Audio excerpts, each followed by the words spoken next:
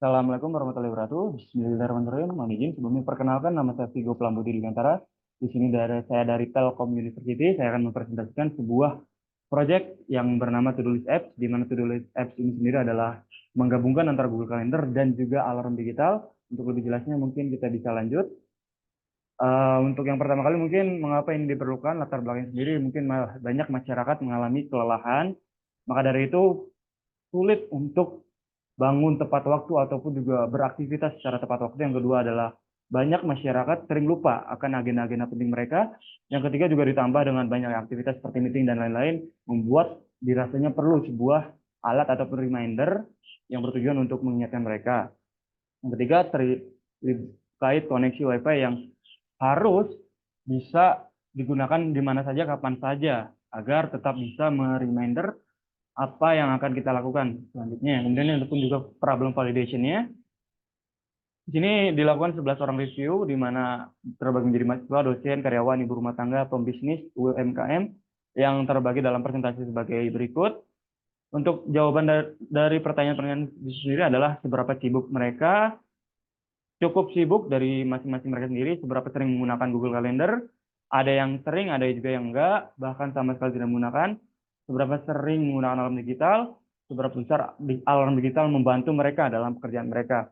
Kemudian setelah mendapatkan survei tersebut, dilakukanlah wawancara lanjutan, masing-masing perwakilan 2 orang dari 11 masyarakat tersebut. Yang pertama adalah mahasiswa, yang menjelaskan bahwasannya biasanya alarm atau Google Calendar sering digunakan untuk kegiatan kuliah seperti organisasi ataupun jam kelas, tapi kekurangannya masih kurang bersahabat dalam proses penggunaannya. Yang kedua, masih perlu menjawab sering pakai alarm dan Google Calendar untuk agenda tertentu, tapi masih ada beberapa kekurangan karena kurangnya terintegrasi dari Google Calendar ataupun juga alarm digital. Untuk dosen sendiri, bagaimana agenda kegiatan, jadi sering menggunakan alarm dan juga Google Calendar. Kemudian akan tetapi masih terkadang kelupaan karena fitur remindernya dirasa kurang efektif. Kemudian untuk dosen kedua dikatakan bagus Google Calendar karena sering pakai terkait jadwal beliau yang sibuk. Adapun kekurangannya adalah reminder dari Google kurang efektif karena memang cuma sebatas sebuah notif saja yang bahkan jarang keluar. Kemudian yang ketiga ada aspek karyawan tidak terlalu sering menggunakan Google Calendar. Mungkin mereka ada juga menggunakan Google Note biasa, namun yang karyawan kedua menjawab sering menggunakan alarm dan juga Google Calendar untuk meeting penting. Kadang masih lupa, itu pun dengan jawaban seperti itu. Maka dari itu, saya mendefinisikan sebuah problemnya. Yang pertama, sering melupakan agenda-agenda penting walaupun sudah ada sebuah alatnya, yaitu Google Calendar ataupun alarm. Karena mungkin kurang efektif dan lain-lain. Yang kedua, alat yang tersedia belum komprehensif. Yang ketiga, pengoperasiannya kurang efisien. Adapun produk validation-nya yang udah ada itu adalah alarm digital, di mana mungkin penjadwalannya terbatas, hanya 1 hari atau 1 minggu ke depan tidak bisa, misal kita punya agenda sebulan ke depan dan lain-lain itu tidak bisa. Kemudian yang kedua adalah Google Calendar itu sendiri, di mana penjadwalan mungkin tidak terbatas, namun penjadwalan tidak bernotifkan atau tidak berdering, harus menggunakan internet juga. Yang ketiga, ada solusi baru yang ditawarkan adalah To-Do List Apps, di mana To-Do List Apps ini menggabungkan dari alarm digital itu sendiri dan juga Google Calendar, di mana penjadwalan tidak terbatas, penjadwalan dari notif terlihat dan terdengar jelas, tidak harus menggunakan internet, diperlukan aplikasi mobile yang dapat dipahami dan mudah dimengerti oleh bagi banyak masyarakat. Kemudian ada pun juga untuk solusi ini dari alam digital dikomunikasikan dengan Google Calendar, terciptalah sebuah To-Do List Apps di mana masyarakat menggunakan To-Do List Apps dalam sebuah platform mobile. Mungkin ada pun dari prototipe dari To-Do List App ini sendiri ada beberapa fitur yang mungkin terbagi menjadi premium dan biasa, di mana premium mungkin fiturnya sedikit lebih banyak. Kemudian ada pun kelebihan dari aplikasi ini sendiri adalah yang pertama mobile apps, yaitu berbasiskan mobile apps, jadi lebih mudah untuk digunakan. Dapat digunakan di mana saja, kapan saja, dan di mana saja. Yang kedua, penjadwalan tanpa batas.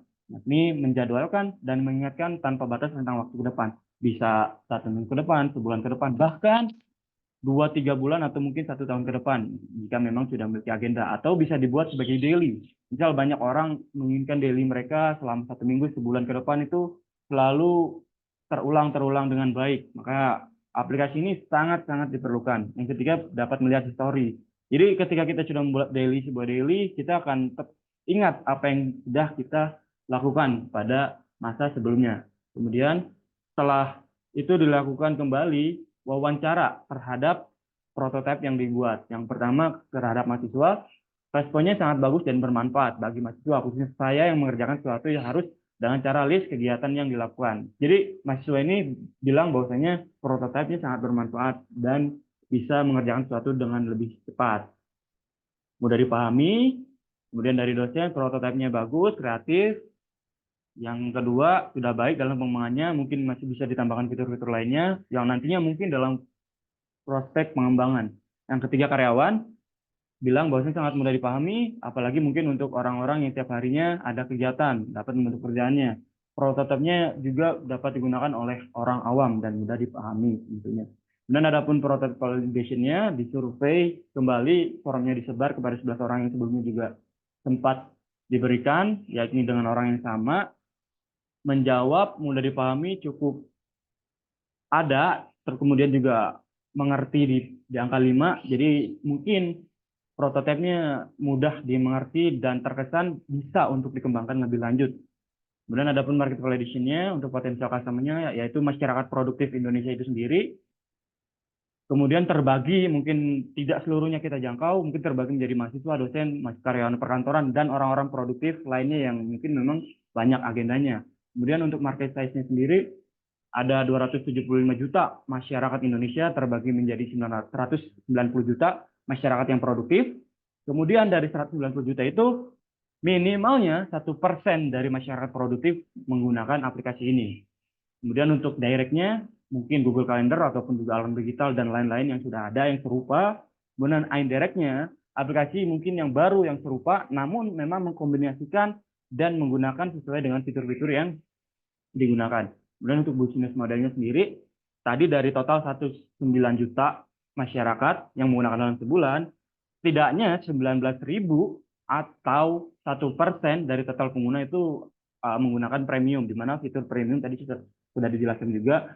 Mungkin untuk pembedanya sendiri adalah fitur premium di sini, dia bisa reminder berulang-ulang. Jadi misal kegiatannya 1 bulan ke depan, bisa disetting untuk di reminding 1 minggu sebelumnya, H-7 hari, H-3 hari, dan sebagainya macamnya tanpa batas sama sekali.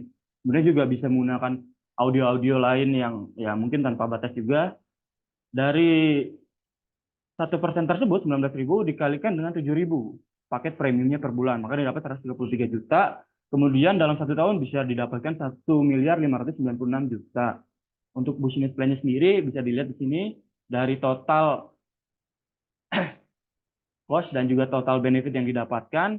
Ini belum termasuk nanti jika ala wadah iklan dan lain-lain. Bisa dilihat dari break even-nya terjadi balik modal pada tahun ketiga yaitu 2026 dan juga mendapatkan keuntungan yang cukup signifikan di 2027 dan berpotensi terus meningkat jika ditingkatkan karena memang bisa menjangkau ke luar dunia juga. Ada rollout plan-nya yang sudah dilakukan adalah requirement development, kemudian pembuatan prototipenya, prototype validation, dan yang akan dikerjakan adalah project improvement hingga maintenance program dan juga mungkin peluncuran, itu mungkin ongoing. Kenapa aplikasi ini bagus? Yang pertama, belum ada inovasi yang serupa setelah dilakukan survei. Yang kedua adalah keuntungan dan prospek yang menjanjikan karena kedepannya bisa digunakan bukan hanya di Indonesia, melainkan seluruh dunia juga. Yang ketiga, dapat dikembangkan lebih jauh. Mungkin itu saja yang dapat saya sampaikan. Saya harap presentasi kali ini bisa menginspirasi dan juga menarik. Kurang lebihnya saya mohon maaf jika ada kesalahan, kekurangan adalah milik manusia. Wabillahi taufiq wal hidayah. Wassalamualaikum warahmatullahi wabarakatuh. Terima kasih banyak.